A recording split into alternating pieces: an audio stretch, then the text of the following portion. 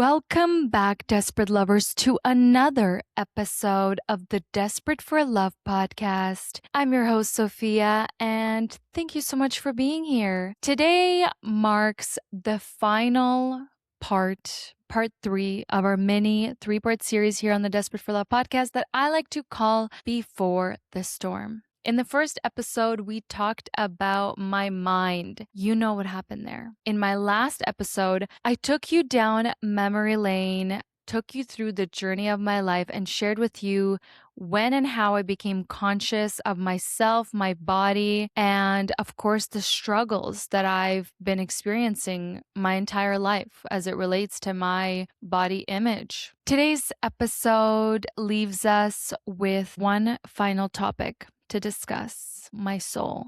In today's episode, I'm going to be touching a little bit on my soul, a little bit about life, awareness, because I can and I want to, and that's what I kind of want to do today. Let's wrap up this 3-part mini-series, and also let's celebrate the fact that I've been uploading every single Thursday for 3 weeks in a row now. That is the longest that I've committed consistently to uploading. So yay for me, go consistency. Let's get into today's episode. Ever since I could remember myself, I was an extremely conscious child. I literally have a memory of myself from 1997. Mind you, I'm a 1996. I have a memory of myself from 1997. I'm pretty sure it was my birthday. If it wasn't July 97, it was August. I remember having guests over at our house and my god brother riding around our tricycle around our front yard and me trying to catch up to him and catch him on the tricycle. The second memory I have is me being 2 years old, max 3. I remember walking around our front yard and having my hands folded like this. I'm having my arms crossed, but I'm also holding my bicep in my hand. I remember wearing some cute little bracelet and just looking and observing my hands being locked up like this in between themselves. The reason why I know I was 3 years old is because I remember what I was wearing that day. I know for a fact that dress was worn by me when I was 2 and 3 years old. No more than that. My memory is so good, and a lot of it is reinforced by what I was wearing. I remember being conscious. I remember what I wore. And I remember sharing with my mom events that took place and what I wore or what she wore or what someone else wore when I try to reference that story. I always remember being very conscious. Between the age of 1/2 until the age of 6, I have a lot of memories. After the age of 6, between 6 and 9, that's where it gets a little blurry for me. Nonetheless, bottom line, I was a very conscious child. I remember realizing what death was as a child. Do you guys remember yourselves when you came to realization that death was a thing, that we are all gonna die one day? I remember that about myself. I don't know what triggered it. I don't know where I saw it, what I heard. I just had an aha moment in my mind where I was like, oh my God, I'm gonna die. People die and I'm gonna die. And I remember crying in this one room in our house, my childhood house, leaning on a sewing machine table and crying. And I remember my dad coming to me and being like, what's wrong? Why are you crying? And I was like, I'm gonna die. He's like, no, you're not gonna die. You have your whole life ahead of you. You're not gonna die. And he was right. I'm not gonna die because it's been a long while since that moment. I'm still alive. I remember as a kid having a dream that my mom died. I remember as a kid, my mom would occasionally take naps. So in my dream, my mom goes down for a nap and she's saying bye to me, and I'm the only one who knows that she's going down for a nap and never coming back. I remember what she wore. She wore these matching set biker shorts and a green t-shirt. It was turquoise blue, turquoise green. And I remember I was so scared at the fact that my mom is dying, that my mom died in my sleep, that I remember being afraid of her wearing that outfit because I'm like, oh, like if she wears that outfit, she might die. She might leave. So that was kind of sad that I had that experience. I don't know if I ever told her. I have to talk to her about it if I've ever told her, but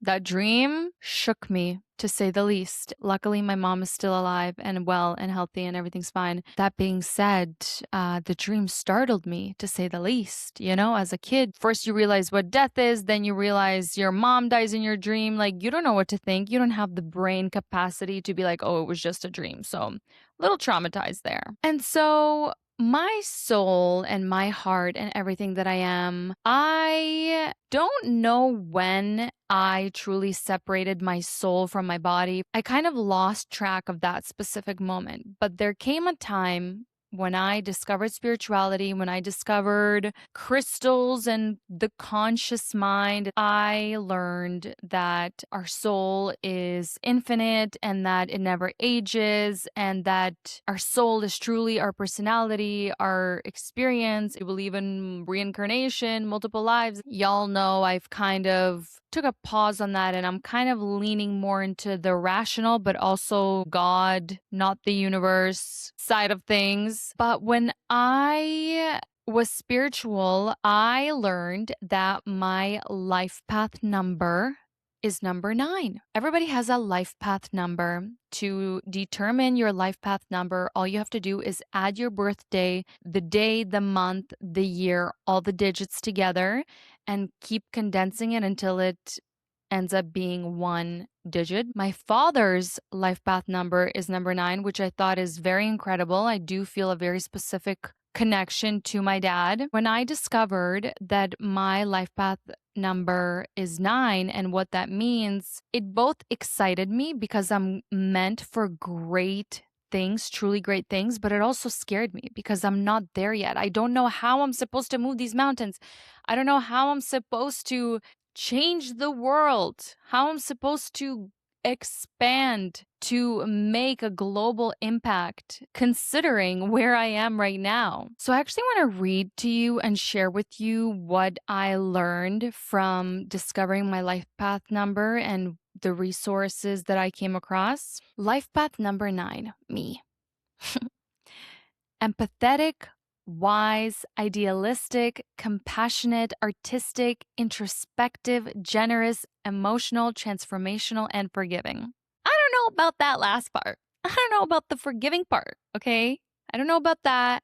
I'm not sure about that. Sounds like it could be me, but sounds like it could also be off. I don't know about that part. You were born for a life of soul service. This will also apply to you if you also share life path number 9 like I do. If you're a life path number 9, this one's for you. You were born for a life of soul service.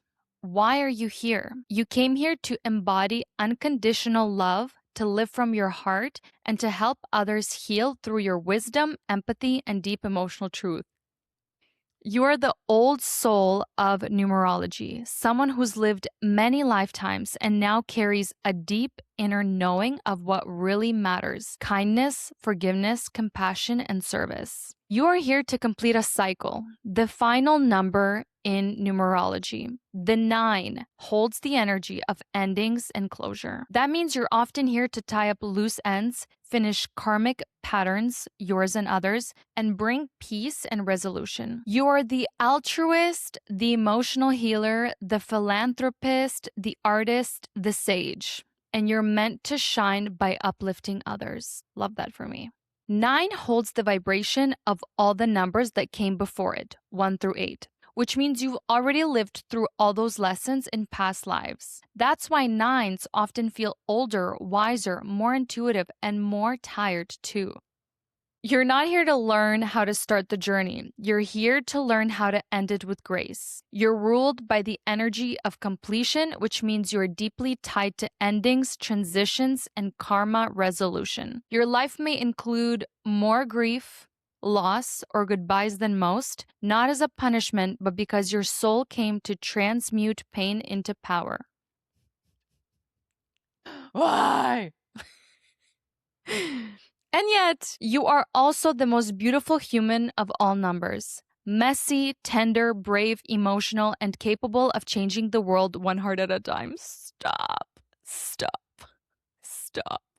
Stop it. I haven't read this in a really long time. I haven't read this since I started the podcast. Stop it. It says, I'm capable of changing the world one heart at a time. Stop it. I'm tearing up. Oof. That touched me a little bit there. 4 biggest life lessons. Number 1, let go with ease. Your soul chose a path of endings and completions. You're here to master non-attachment while still staying deeply loving. Transform pain into purpose. You've lived lifetimes of emotional depth, and this life is no different.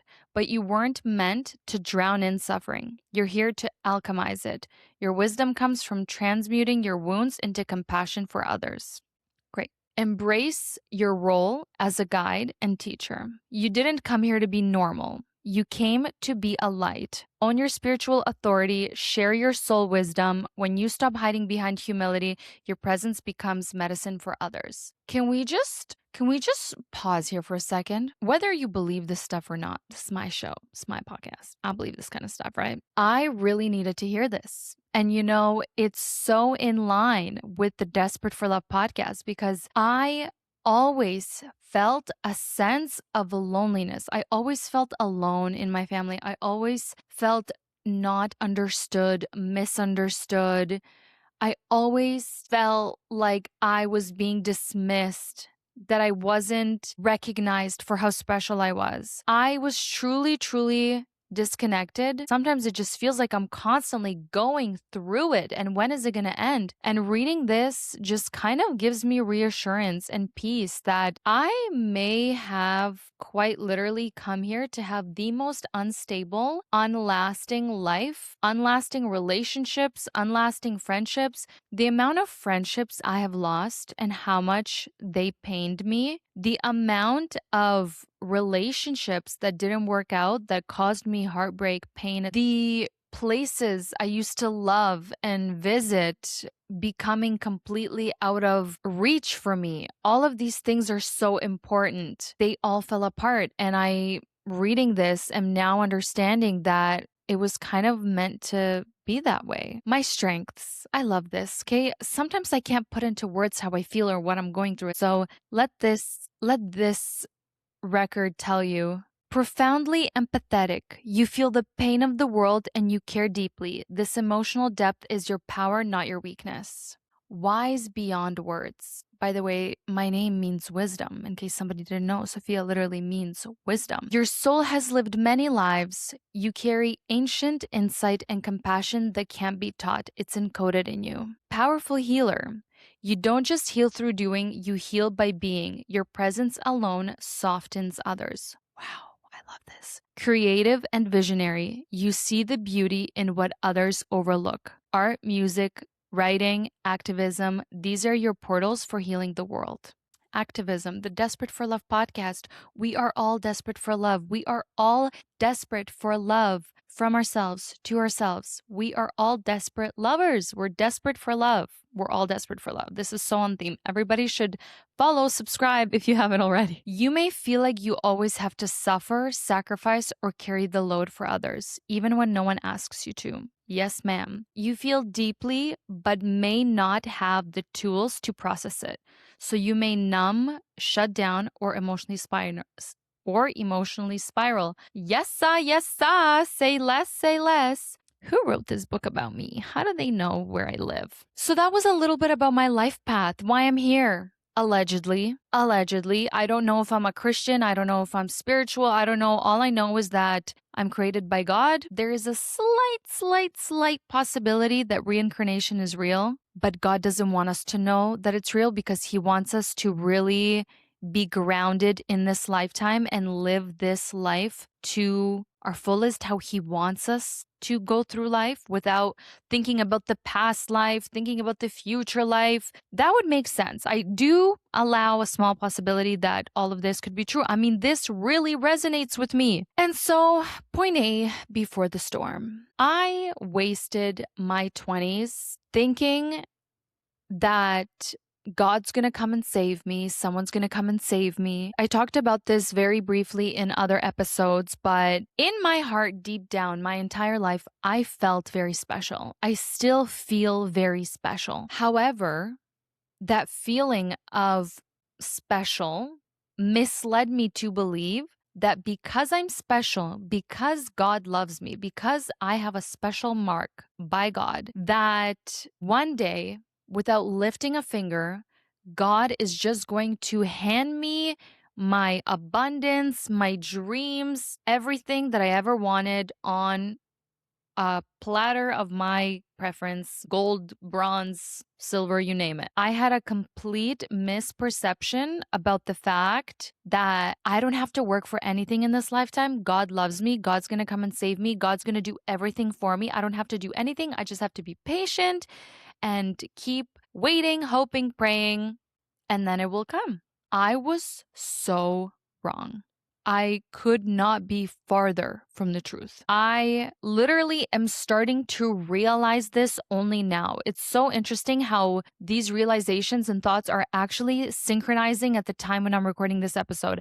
I started researching manifestation. I started listening to all manifestation episodes available on Spotify and really learning people's different perspectives so that I can really understand, is it magic? Is it by God? Is it really just goal setting and planning and execution? What is this manifesting? How do I truly get what I desire, my dreams? I wasted 10 years doing nothing, hoping, praying, and waiting, thinking God's just gonna swoop in, give me abundance, give me stability, give me safety.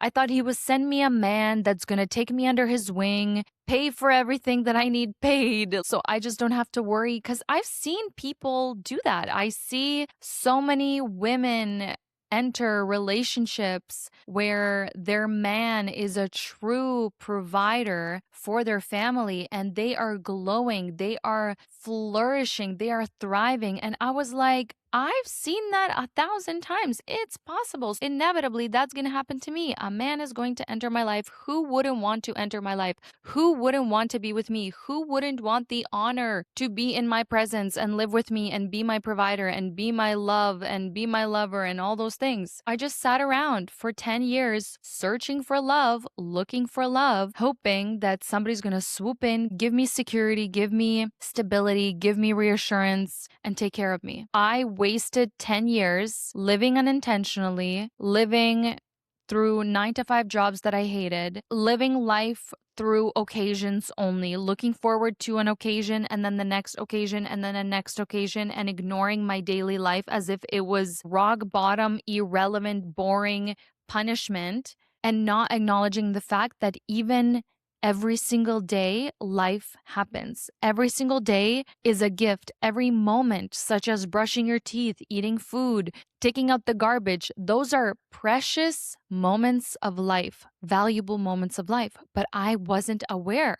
I wasn't aware until very recently. Thinking that someone was coming to save me was the biggest misconception of life. That's why I'm so focused right now on transforming, on building Operation Smoke Show, getting fit, eating healthy, working out. That is why I'm now going full force into bettering myself, because I'm now realizing, dude, you lost 10 years. 10 years when, yeah, you were still a young adult, but you were conscious, you were old enough to make your decisions, and you chose to sit on your ass and do nothing. So now I feel like I'm jumping in the last train. The door is closing and Operation Smoke Show is underway. That is my sense of urgency. That is my rushing, running, tripping, falling, getting back up and running to my destination. Why I'm so obsessed right now with getting fit, getting into my routine, getting better, transforming. I know that I kind of sound annoying with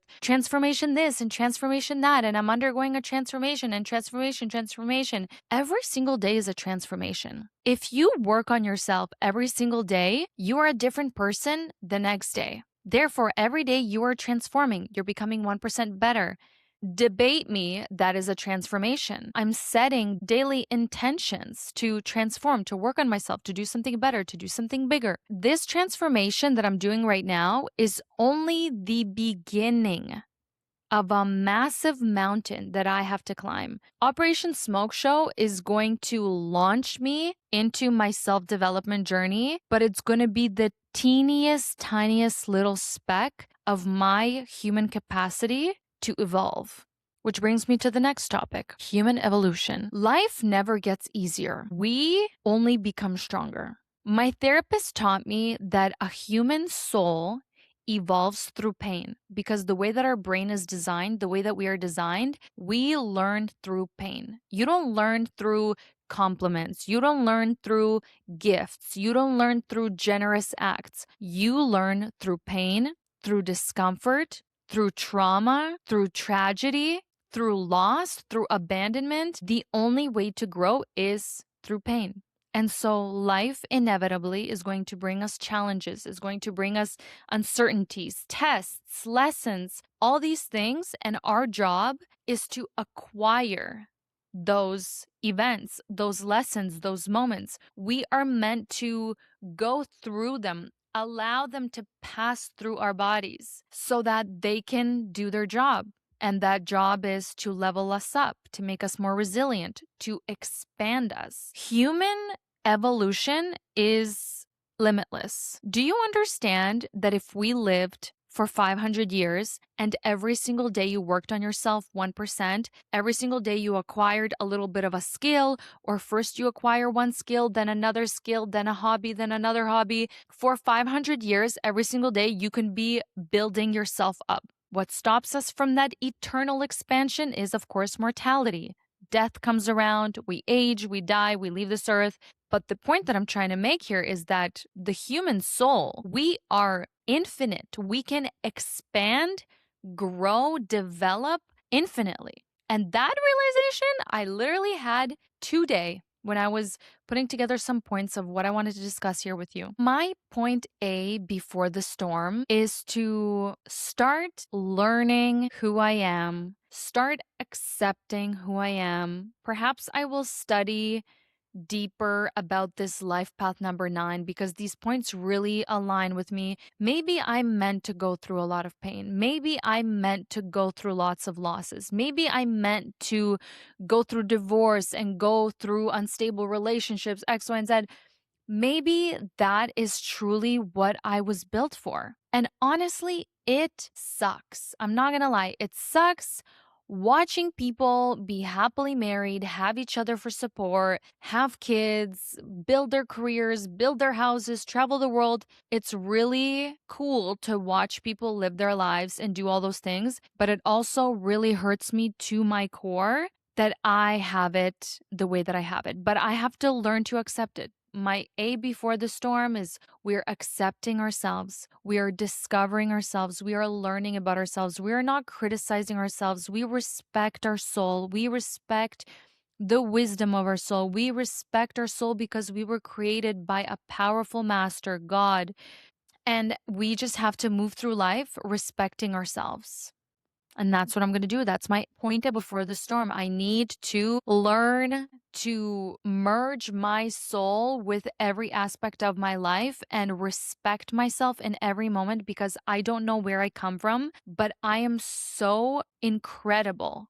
This mechanism, this function that I'm experiencing is so fascinating. Who created me? You know, this brings me to another point that I wanted to talk about is our bodies. Do you understand that your body has the potential to heal? You paper cut yourself, make a little cut. Within a few days, your body will pull itself together and heal. People break bones, bone, calcium contents, whatever other hard contents, a bone grows together.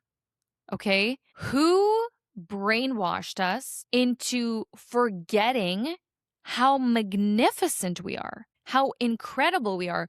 Do you understand that our body that bleeds, our body that can lose enough blood and die, has the capacity to heal itself, has the capacity to bring itself back into one piece? Who distracted us from this phenomena? Why aren't we mesmerized by our own existence and by ourselves? How incredible we are. And so, if our body can heal from a cut and heal a broken bone, that means our body can heal internally, our brain, our organs, our blood, our nervous system, all the things inside of us. We have the capacity to literally heal and return to equilibrium. Next time I feel like shit about myself, this would be a great moment to remember. This pinpoint, this fact would be a great moment to remember. Do you understand, Sophia, how magnificent you are? Do you understand the world that you live in, that other people like you have a soul, are connected to God, are created by God? We need to stop watching social media feeds and start sitting with ourselves so that we can have these moments where we wake up to what the fuck is truly going on here. I follow this girl on social media and she's literally talking about God and how there's a huge spiritual warfare going on against God. We are God's children. We are perfect. We are pure. We are perfectly imperfect. We are incredible. We are magnificent. We are magical. We are just so incredible. And there is a war going on that is separating us from God, that is making us live in depression, anxiety. We're losing ourselves. We lose direction. We inflict pain upon each other. People murder other people. Like, can we just sit down with ourselves for a second and think about what the frick is going on in the world and acknowledge who you are, where you are, and start making conscious choices that unplug you from the evil, that bring you closer to God, that bring you closer into harmony, even if you don't believe in God? Life is never-ending expansion. Humans are limitless. You can literally grow and expand forever until the day you die. Constant lessons, constant hardships, all those things, they build us up. They build us up so you can be better off. This is all part of life. This is all part of evolution. And it's time to discover ourselves. It's time to return home to ourselves. Stop running from ourselves. Stop running to social media. Stop rotting our brains. Acknowledge and understand that within you lives an unexplainable energy, an unexplainable brain, an unexplainable consciousness. Acknowledge and respect who you are inside, your characteristics, your unique features. Feed yourself, feed your authenticity, feed your interests, expand, become good at something, be kind, try new things, create, empower yourself, empower people around you. I always think to myself, I wonder what this world would look like if there was no evil in the world and if every single person lived to their full potential. We would all be of service to each other. We would be taking care of the planet. We would all support each other. My neighbor has a talent. My neighbor does X, Y, and Z. I'm going to go support my neighbor. My other neighbor needs help, is struggling. I'm going to go help and support that neighbor. We would be heaven on earth. We really would be heaven on earth. I don't know. I don't know if we'll ever live to see that day. I don't know if the kingdom of heaven is a thing externally. The kingdom of heaven within you is literally this realization that you are incredible. You are unbelievable. You need to be very confident in your steps every day, who you are, what you bring into the world, because you're awake and you understand your power and you understand your value, and nothing can stop you. I will be serving planet Earth until the day I die.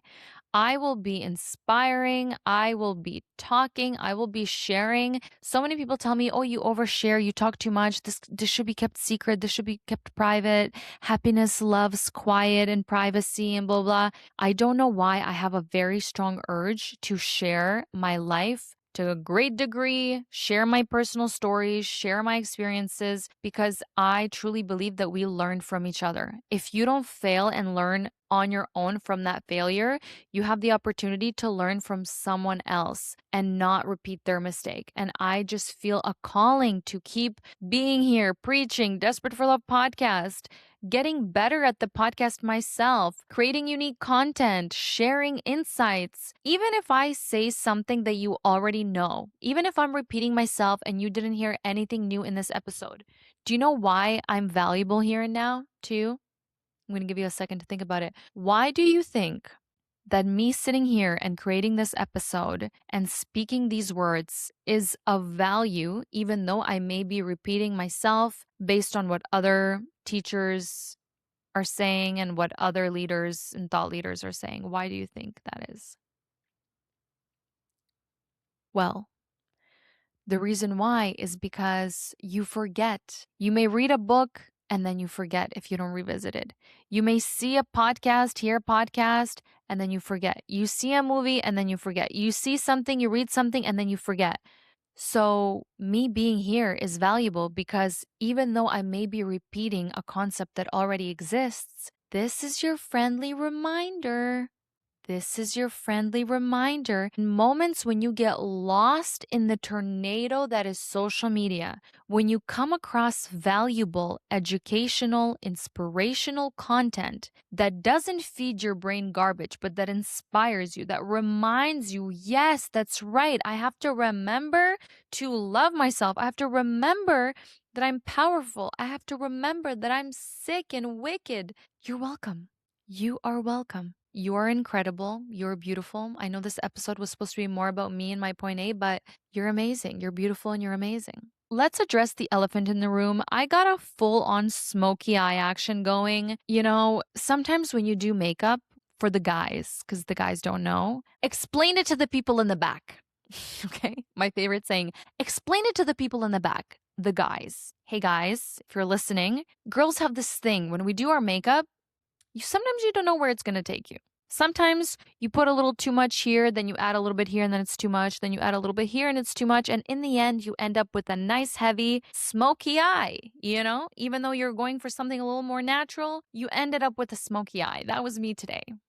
That is why I look like this. That is it for today's episode, Desperate Lovers. I forgot to mention Finn's been here. He's been napping. He's been here with us the entire time. By the way, if you are not following the podcast on YouTube, Spotify, Apple, or wherever you listen to podcasts, please give us a follow. By us, I mean me and my 12 personalities, or me and Finn, whichever version suits you. Give us a follow, subscribe. Give us a rating, comment, like. Your support means a lot. It takes a lot of effort. You guys, you do not even understand. You do not even understand what it takes to sit down and talk to a camera for over an hour. Try not to say the word like 1,000 times. Try not to stutter. Try to keep the storyline going. You do not understand the effort and the stability and the talent it takes to be here right now. Can I please get a little round of applause, please? Thank you so much for listening to today's episode, and I'll be with you in my next one. Bye.